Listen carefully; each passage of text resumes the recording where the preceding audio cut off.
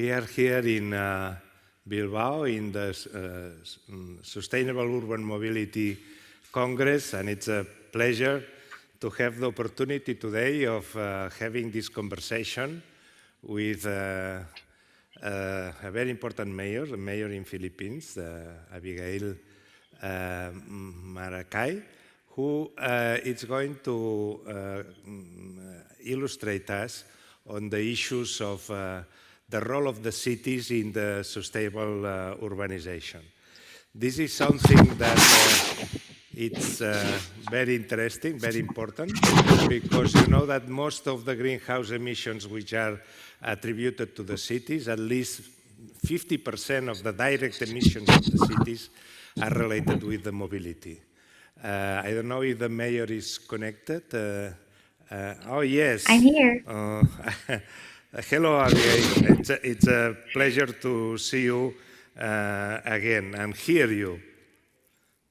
Nice to see you again. I remember meeting you in 2019 when I was in Yes. Barcelona. Yeah, okay. It's a pleasure to have you in representation of the Covenant of Mayors, which I know that you have done a lot of work in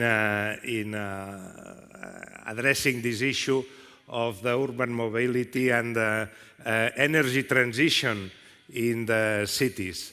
As I was saying, I think that it's very clear, and now there's a generalized consensus about the role of cities in addressing the sustainability and, of course, also the climate change. And we know that we need to do an effort to accelerate the energy transition, moving from the fossil fuels to the sustainable energy, also from the cities. I just would like to introduce the conversation, asking you, explain me a little bit what are you doing lately in the Covenant of Mayors about this issue? Well, maybe I have to put it into context because we are still under a pandemic. In the Philippines, we are pushing for more bike lanes. More people are using bikes today and scooters instead of mass transportation because of the pandemic. However, there are also people that are more inclined to buy more cars so as not to share the vehicle with somebody else. So I'm hoping that this pandemic will also expedite our climate change initiatives, despite of having finance difficulties because of limited resources. So my role in GCOM and my role in UCLG, as well as other city networkings, is to be able to provide financing to subnational or local governments who have a dream project that would want to have it financed and build their project. What is very compelling and interesting is that the pace of urbanization, especially in the developing world, is very high by now. Then it seems a especially difficult issue to accelerate or to promote the change of modality of mobility at the same time that one needs to address the issue of the rapid increase of urbanization. How big is that problem in your country, for example, in the Philippines? Well, in the Philippines, we do have mass transportation systems in the pipeline. For the city of Makati, we are expected to complete our local subway in 2025. So this mass transport system will be it's projected to reduce over 2.3 million tons of carbon dioxide annually. And the national government's also building a mass transportation system. So this is a direct and immediate response to be able to reduce our greenhouse gas emissions. That's very interesting. In Asia, you are fortunate for that because of the 100 cities that now are building undergrounds or metro lines. I think it's 95 or something of this level percent of those cities are in Asia. That means that your economy it's growing. You have a positive perspective about the future of your economy, and therefore you are in a mood which allows for this kind of big investments. Is really not the same yet in Africa or in Latin America. And this is a problem for if we take a global perspective of taking or retaking again the interest on building this kind of infrastructures, which of course at the end are the most massive ones, collective infrastructures underground, and which especially in big cities, when you go over 500,000 or something like inhabitants, the metro is probably the solution most efficient in terms of having a real massive transportation system. Do you have only, apart from your project in your own city, do you have in Philippines more projects of underground? No, actually, there's only two existing projects. The one is my city, and the other one is for Metro Manila. So there's only two existing subway projects as of the moment. You have to remember that we are in an active fault line, and we are also a flood-prone area. So that's probably one of the reasons why it's only today that we have decided to venture into an underground project because of the available technology now. Very good. And what about electrification of the surface mobility? Do you see in your country an appetite for electric cars, electric buses, electric vans, electric electric distribution? Or is it still too expensive, or the industry is not really yet ready there? Well, in the Philippines, it's rather slow, the shift towards electric vehicles. In the past 10 years, only 12,500 or 30,000 vehicles electric vehicles have been introduced in the city. I think one is the cost. Secondly, is the lack of infrastructure. The city or the national government has failed to prioritize an infrastructure that is conducive to buying an electric vehicle. So I think that those are, you need to have a carrot to allow people to be encouraged to buy electric vehicles. And unfortunately, we have yet to build that infrastructure. Yeah, it seems to me that there's a conflict of interest, or if you want, a difficulty in developing countries in order to address both the issue of development or growth or prosperity. That means more economic activity, more industrialization, more emphasis on knowledge economy, etc., more jobs, and something that it's automatically related to the increased use of energy.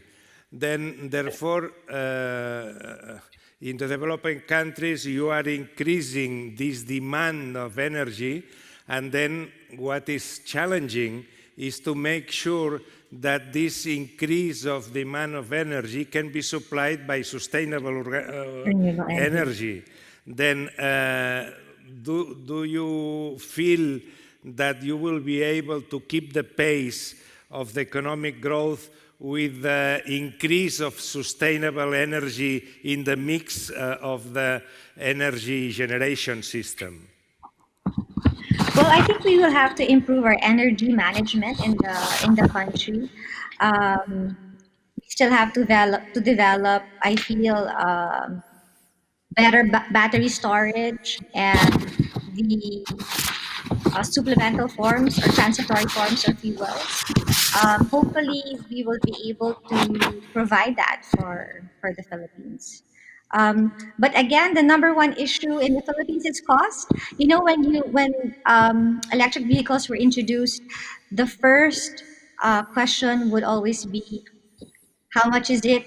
How much will it cost me? It's an unfamiliar animal in the country, and there's no level of comfort to shift towards electric vehicles. Hopefully, through time, through information, showing the finances, showing in the long term, it's actually more cost effective. It costs less, and it's more efficient than fossil fuels. And I think today, during the pandemic, the cost of fossil fuels was down because there was still a demand. But in the Philippines, I was watching the news yesterday. Um, our public transport are already complaining of the cost because of the steady increase in the diesel and fossil fuels. And when fossil fuels rise, everything else follows. So being able to become less dependent to fossil fuels is very important. To have an alternative source of energy is important as well. Yeah, yeah, yeah. Well, this is the challenge for all of the cities worldwide. Huh? We are so used to the fossil fuels consumption in terms of energy generation that infrastructure, everything, it's at the service of this kind of fuel. Huh? And therefore, it's always that the price of it it's interesting. Although in Europe now and in America, we are having a surge of prices of fossil fuels, even because of the effects of the COVID in the distribution system of natural gas and also of oil. Shortage. And well, there's an increase of the price of electricity by now, but the advantage of the electricity, of the electrification in mobility, they are very important. And even the Economist of this week, it has a very important or very interesting study about the electrification and the future of the automobile industry, because the technology of electrification will change all the associated industries related to the car. And because the engine is different, the batteries is a different industry, etc. Therefore, it's a very important change. Probably it's a kind of change of paradigm. And we are all seeing how the big automobile manufacturer companies, they are now rushing to adapt to Shifting. what they perceive an increased demand of electric cars, especially in the affluent economies. I think that we are already in between the process of transformation of electric mobility. But the challenge would be not just the electrification, but in what percentage of the electricity can be generated by renewable energy instead of using fossil fuels. Fossil fuel. This is something that it's a new chapter in the industrial economy. It's a new, you remember that in many countries of the world, the most important industry is car manufacturing. For example, in our country, in Spain, the backbone of industrialization in Spain is car manufacturing. And then changing the environment of the car manufacturing, for now, for us, it's a challenging, because everyone is rushing to see who is the first to adapt. Huh? And that is not to mention hydrogen, which it seems that hydrogen is in the pipeline for providing a means of transportation, probably not for the small car, but for lorries, trains, boats, etc. Then we feel already a new alternative pushing from behind, which is hydrogen. Let's see what happens in the next years. I 10 think that years. in the Zoom, in the Sustainable Urban Mobility Congress, in the next editions, not very far away, we will be talking quite a lot about hydrogen. It's a kind of prediction that we hope it can be another step forward in the change of the mobility in relation to the emission of greenhouse gases. What about you mentioned the importance of bikes in your country. Can you still do something with the bikes in order that they are perceived not as a poor people solution, but something that has some kind of prestige or recognition, especially by the youth? You'd be surprised. Our bikes here are very expensive. There is a high demand of bicycles. There's a shortage actually in the Philippines Really? of bikes because it's safer when you bike by yourself going to work because of COVID. It doesn't cost you any money to go to use your bike.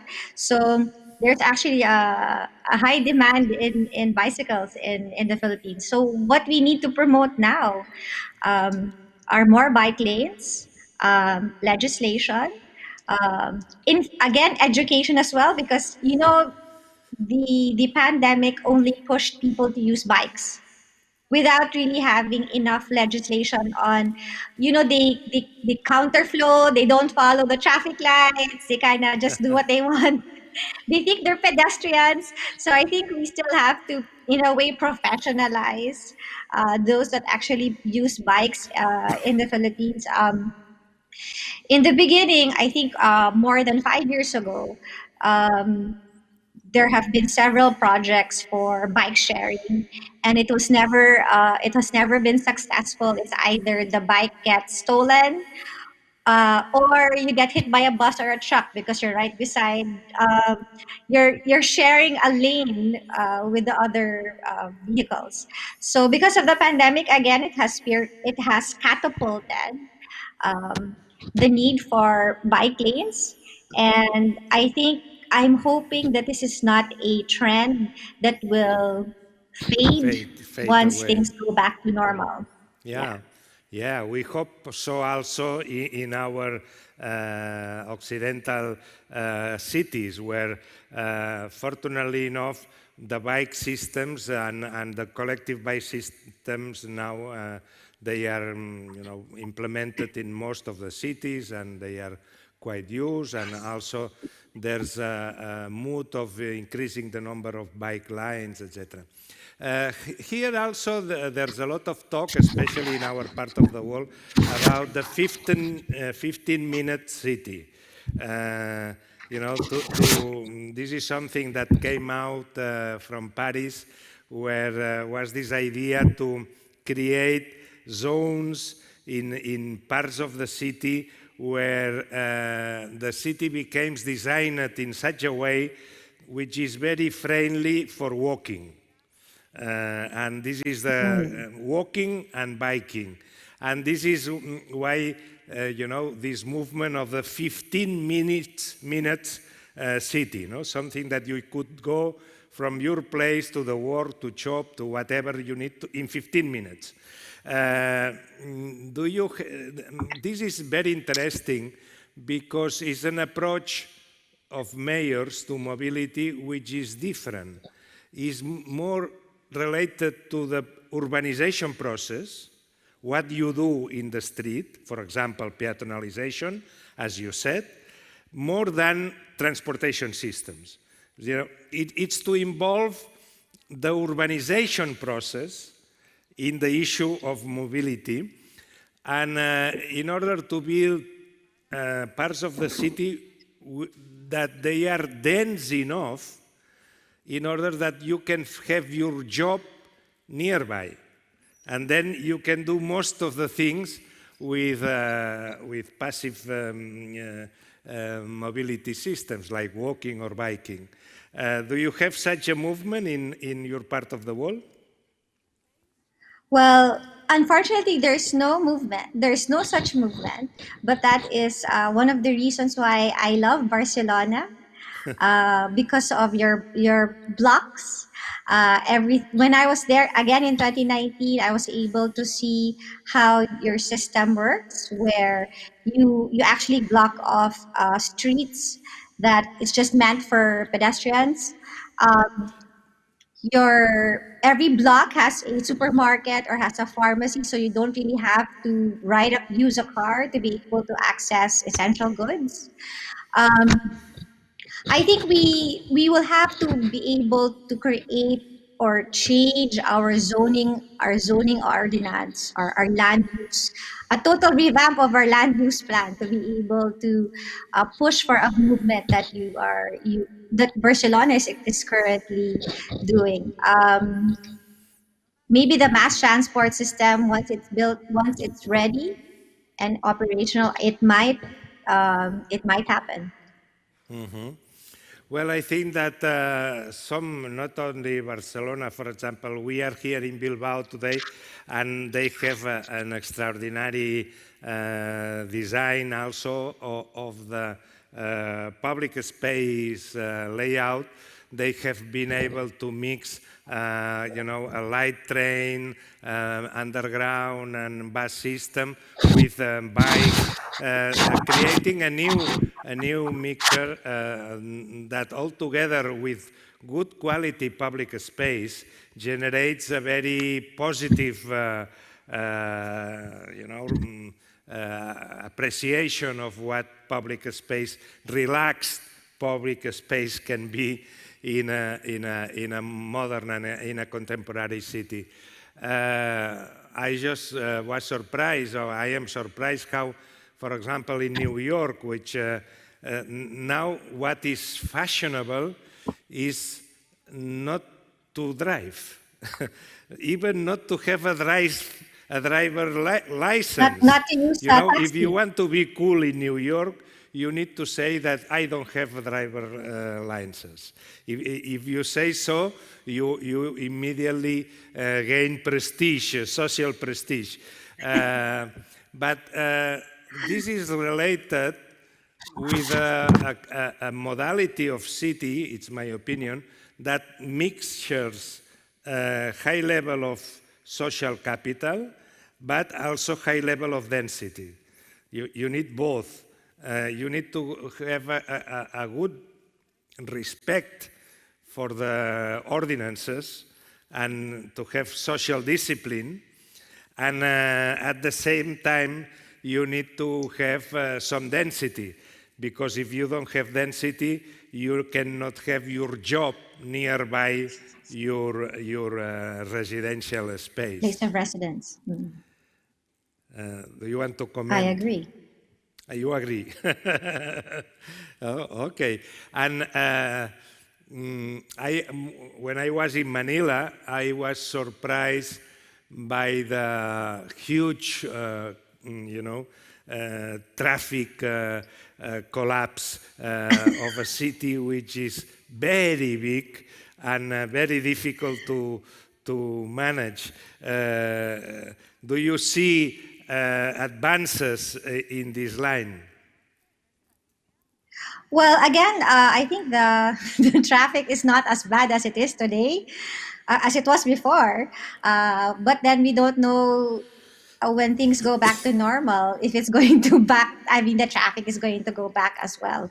I think that's the reason why the national government is pushing for all these mass transportation projects. Where I I may not agree um, the with the strategy of the national government is to build more roads, because if you have more roads, then you get more cars. So building more roads and building more bridges is not an answer to the traffic in the metropolis. Um, and again, the number one solution is decentralization, providing more jobs outside the metropolis, providing better opportunities outside of Metro Manila. Um, well, there is a overflow of industries outside Metro Manila, and unfortunately, it's also getting congested in those areas, in those regions as well. Yeah. So maybe we have to go further down the line, further down to decentralize more Well, services and more opportunities there. well, in the Habitat 3 in Quito, in the document of the new urban agenda, the first recommendation that the new urban agenda addresses to the member states of the United Nations, to the nations, by the way, is to elaborate a national urban policy. That means to be able to answer the question, where is the population and the jobs today, and where are they Yeah. going to be in 20 years? And I think that this is very, very important, because without an urban national policy, the natural tendency is to congregate in the biggest city. Into the metro. This Agree. was demonstrated by the geographic economy studies, including Paul Krugman's papers, which provided the Nobel Prize to him. Then, in terms, without policy which addresses the issue of the tendency to the concentration, you will not get this deconcentration. Therefore, it would be very interesting we know that the cities provide opportunities, jobs, and etc.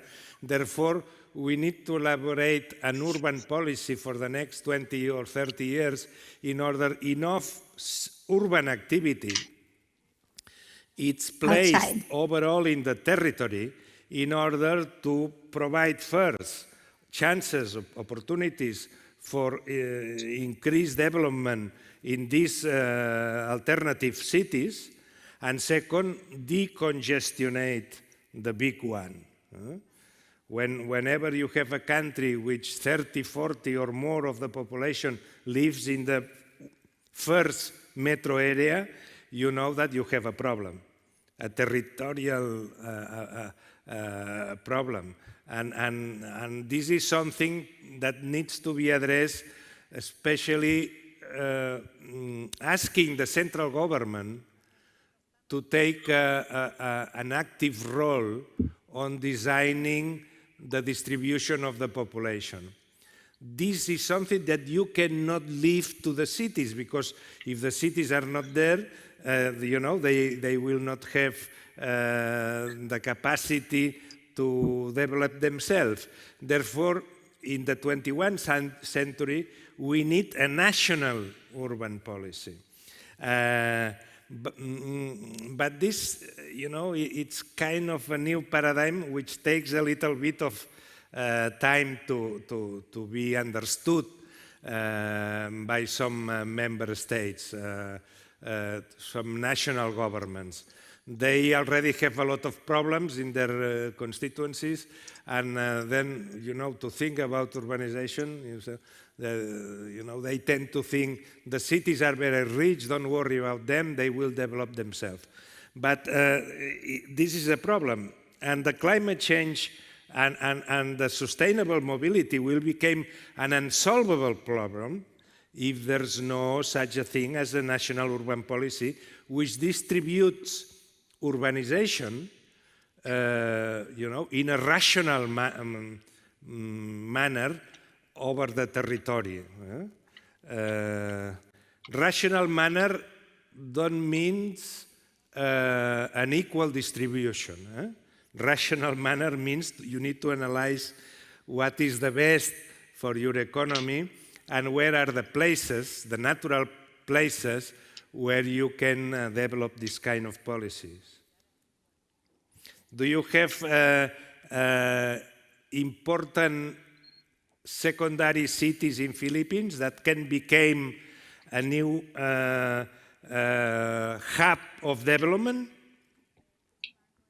Well, in the beginning, it was just Metro Manila. Now there's Metro Cebu, there's Metro Davao, which are both down south. Um, but aside from Metro Manila, there has been a growth spur in neighboring provinces in the periphery of the metropolis. So the areas beside Metro Manila, for example, Cavite, Laguna, Bulacan, uh, Rizal, have had a spillover effect of industries in their area. Yeah, well, but yeah, one thing is that if the big city, the central city in terms of volume, it increases and increases and increases, taking up the municipalities surrounding it, it doesn't address the issue of real No, it doesn't. decentralization. You need to It's do, just replicating. Yeah, sorry? it's just replicating what's happening. It's just replicating what's happening within the metropolis. So Yeah. it's not really decentralizing. What people are doing is they live there, but they work here. Hence the need for mobility. So when we had a lockdown, and a lot of people are outside the metropolis, they were literally walking their way into the city because all mass transportation was not available. So we are not addressing. We are not doing we are not doing any decentralization. I think you're correct when you say that it has to be a national initiative because cities can does not have the finances to do that. Um, Plus, how do you encourage companies to open in their city? They have to have the environment that's conducive to have livelihoods, for businesses to build there. So Yeah, you have to have electricity, you have to have the roads, you have to have the infrastructure, to be able to encourage them to move their businesses in another city. once I talked with a professor of urbanism in the United States, Professor Friedman, in the 80s, and he was talking about the knowledge city at that time. He was the pioneer of the knowledge city, and I was asking him, what do we need to become a knowledge city? We were a very industrial city in Barcelona. And then we had the crisis of the oil crisis of 73, and then most of our industry was obsolete. And then we wanted to move to become a knowledge city. And he said to me, there's two things, brains and airports. And I said, okay, brains is knowledge, or Yeah. attract talent, and airports. And I said, I need for you to simplify. I need one advice, not two. And he said to me, well, brains you can always hire. Then infrastructure, airports, in this, as you were mentioning, for example, it's what the new knowledge city they require as a fundamental tool in order to guarantee international mobility. And I think that this is very important, and this is why in most of the countries, this is something that cannot be done only with the municipal or local authority, because usually airports, they are under the control or under the supervision of the national authority. Then you need to create an alliance between local authority and central government in order to provide the solutions that they will guarantee that this decentralization of urbanization takes root. And also that stresses another important point, that usually it's always recognized but is not fully understood, that is good urbanization generates value. Good urbanizations creates value. Usually when one considers urbanization and urban plans and these kind of things, there's a tendency to talk about the beauty or the well-being or etc. That is very important, but also we need to add to the effects of urbanization the development capacity. Therefore, in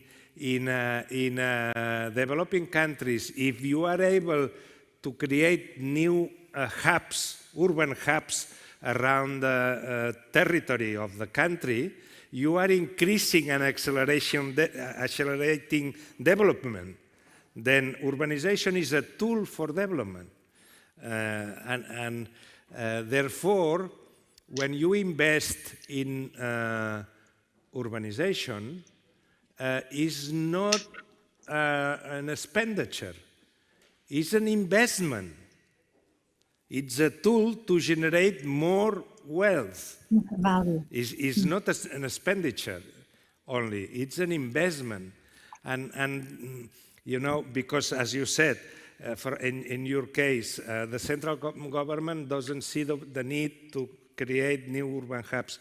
Well, to create new urban hubs it's a must if you want to develop the country.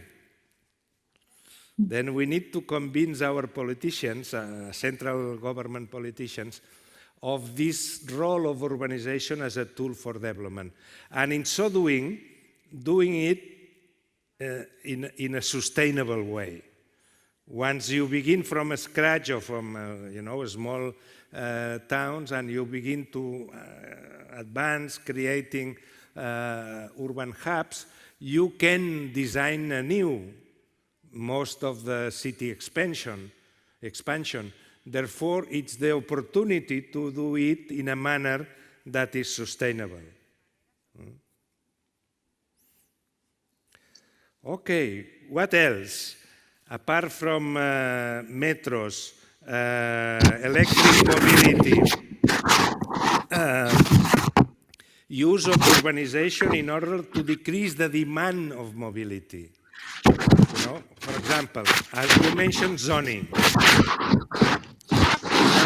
In our part of the world, it has been very usual to do a lot of zoning. Then every urban plan was full up of zoning. Zoning which was saying the industrial area is going to be here, the residential area is going to be here, the commercial area is going to be here, the sports or the facilities of this kind will be there, the university will be outside the city. This kind of zoning is increasing the demand of mobility. Excess of zoning increases the demand of mobility. And this is something which was not explained in the urban schools. It's something that we have learned just in the process of witnessing how the urbanization is moving. I am glad that you are talking also of reviewing the zoning paradigms of your city or your cities. Do you have, as a mayor, the power to change your urban plan and your zoning system? No, it No? has to pass through council. It has to be a city ordinance for us to reclassify our zoning and land use. Uh-huh. But the local assembly, your legislative Yes, body, local. they can do that? They can change the Yes, ordinances? Ah, okay, well. yes. It's just a local ordinance. It doesn't need a national legislation. So Uh-huh. we're currently studying our zoning to provide more initiatives for green buildings, increasing our height in certain areas, and reclassifying other areas to mixed use instead of just for residential Specialized. purposes. Yes. And how, uh, when a city becomes well and gains fame and recognition, usually the price of the housing increases. Do you have a Hmm. problem of house rent increase in your country or in Philippines in general? Well, unfortunately, in the city of Makati, we have the highest in terms of rent because of our land. Our land is very expensive within the city, so the tendency for some who work in the city, they live outside, uh, which requires mobility because of our rental values because the city of Makati is the financial district. So our areas are very prime compared to our neighbors. And can do you something about that or I cannot. That needs a national legislation. I can't legislate for rental fees. uh-huh. Okay, okay. Yes, this is a debate in all the successful cities. And you being the successful, let's say, area of the Metro Manila region. Uh, but in that sense, it seems that there's no other solution that to create public policies in order to allow for affordable housing, which has some kind of public protection, either fiscal one or subsidies or whatever, in order to guarantee affordable housing in the successful areas of the big metropolis. uh, is something that we need to guarantee a public-private collaboration and also but it should be a public policy because if you leave alone the market, the tendency of zones like yours, it's going to grow price because there's more and more demand and because the demand tend to concentrate by levels of income. Therefore, you need to program this natural evolution with a very committed public policy of affordable housing. Because, as you said, in a rich neighborhood is where you probably will have the most infrastructures, where the metro is We going to do. be built, then Yeah. that attracts more and more and more More people. activity. But if you don't distribute the infrastructures, if you don't distribute the urbanization policy, then you will face the problem of increased prices, which spells all the people who cannot afford the market cost. And the only solution, as we have seen in Europe and in the United States, is public policies in favor of the affordable housing in order to get to these 15 minutes city, because if all the workers of your district, they need to live 50 kilometers away, the demand of mobility will be very high. That they need to live nearby their jobs. And this is a very tough political work to convince even the affluent part of the city to share their land with affordable housing. Yeah, but I think if we do plan to build affordable housing, it will have to be outside the city because of the value of the land is just too high. And again, with the mass transport system that we plan to build, this will solve the issue of mobility from where they live to where they work. But now we are seeing in the COVID epidemic, pandemic, that there's a new interest in our cities in the developed world from some people in the city to move to the metropolitan area where the density is lower and you can have a bigger flat. And we are witnessing a new tendency of this displacement, which takes the other way around. Before, the people went to the center of the city. Now it seems that is beginning a kind of movement which go in the opposite direction, from the center of the city to the outskirts of the metropolitan area. But that generates a new problem, more demand of mobility. Then we have quite a number of metropolitan areas in Europe, for example, which are increasing its congestion, not necessarily in the center. They are displacing the congestion to the outskirts of the metropolitan area because there the use of the car is very high. If you displace a lot of people, even middle class or low middle class, to the suburbia, then you will have a new congestion problem in the suburbia, unless that you plan for public transport also in the new growth areas.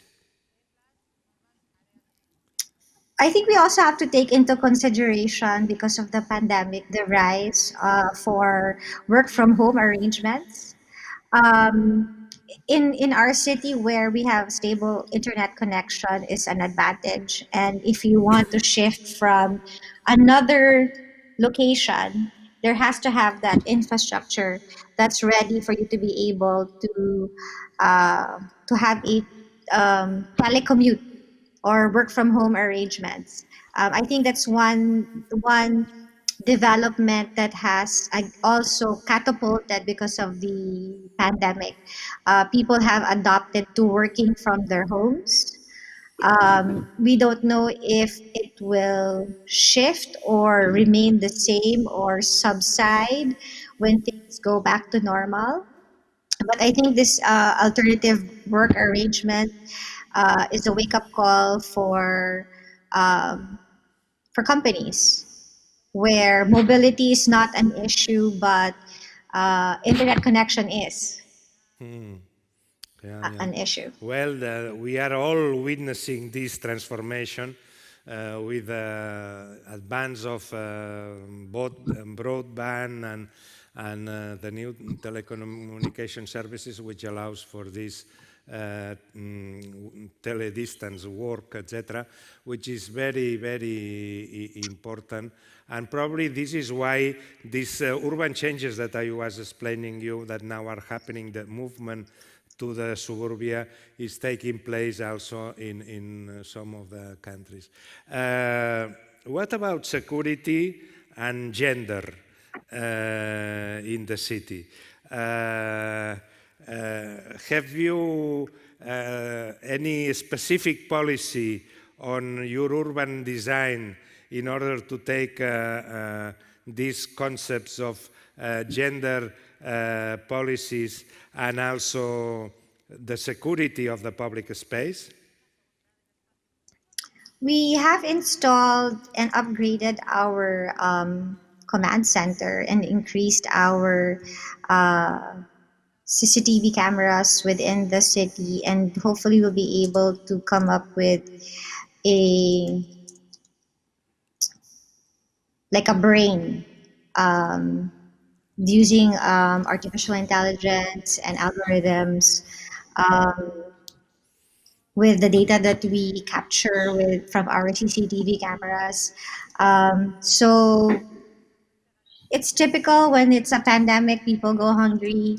There is a lower crime rate when it comes to personal crimes, but there's a higher rate when it comes to theft and robbery. But we are lucky that in the city, the security is um, our crime rate is pretty low, and again um, the lack of mobility in the city because there is no available transportation for people to move from one place to another has somehow made our homes more secure. Yeah, okay, yes, this is already a very typical urban issue and to address the issue of security and crime prevention related to the mobility. In general, the public space with its full of people tends to be more secure than the isolated streets or public space where there's nobody there, and then Yeah. a lot of people it's afraid of walking in this kind of deserted public space, as the agglomeration of people tends to give a sense of security. That has to do also with the urban planning in order to create public spaces which guarantee both the mobility, as you said, because the good mobility, if it's dense, it tends to generate a feeling of security against the isolated buildings or very low density parts of the city where the people needs to build huge walls to protect themselves, or they create gated communities, which is again a kind of the failure of urbanization. In Europe, we demolished the gates of the cities in the 17th and 18th century. And now we are seeing inside the city the generation of gated communities. Well, this is in a way something going back to the all lack of conviviality generated in the city. But anyway, I think that those are the big challenge of urbanization that we need to address in order to accelerate in our urban area the pace to the transition to a more sustainable future, and especially with the increase of the usage of renewable energy, and to guarantee the mobility for everyone as a right of every citizen. I think that this is the challenges that we still have in front of us, and I am considering that this challenge is not going to be very much changed by the COVID. The COVID, it's a pandemic, it has a period of time, and of course a lot of perceptions about urbanization will change, but the city as a productive instrument, as an instrument to generate value, it's still going to be there. Therefore, we need not to lose the focus on what are our main issues in the time of changing the paradigm about usage of fossil fuels. Do you want to add something, Abigail, my friend, in relation to that from your point of view? I agree that the pandemic is just temporary, and we should not lose focus on uh, our goal to net zero. And as we have discussed in the past hour, the local cities have to work together with the national government, and the national government needs to work with other national governments, and eventually as a region work together as well. Has to be a collaborative effort, because climate change and problems caused by climate change does not have any boundaries. It is not limited to just Spain, to Bilbao, to Barcelona, or to the Philippines, but it's a global issue that we really have to work together uh, to be able to achieve our SDGs, as well as our races to resilience, the 15-minute city that you were talking about. Those are all towards our climate change initiatives, and let's not lose focus because of the pandemic. Okay, thank you very much then. I am glad that you are well and active as always. It has been a real pleasure to sustain this conversation. And I think that you can see that the local authorities, they tend to be very responsive, very active in the policies of changing the energy matrix paradigm, but we cannot do it alone. You need to have the national policies, the regional policies, the territorial policies that interlink together in order to obtain the fruits that we are expected from a new kind of urbanization for the 21st century. Okay, Abigail, thank you very much. It has been a pleasure. Hope to see you soon. Yes, me too. See you. Bye. Bueno, muchas gracias para los que están presentes. Si alguien quiere hacer alguna pregunta o quiere añadir una intervención, tenemos aún unos minutos para hacerlo, y si no, daríamos por terminada esta sesión. Muchas gracias.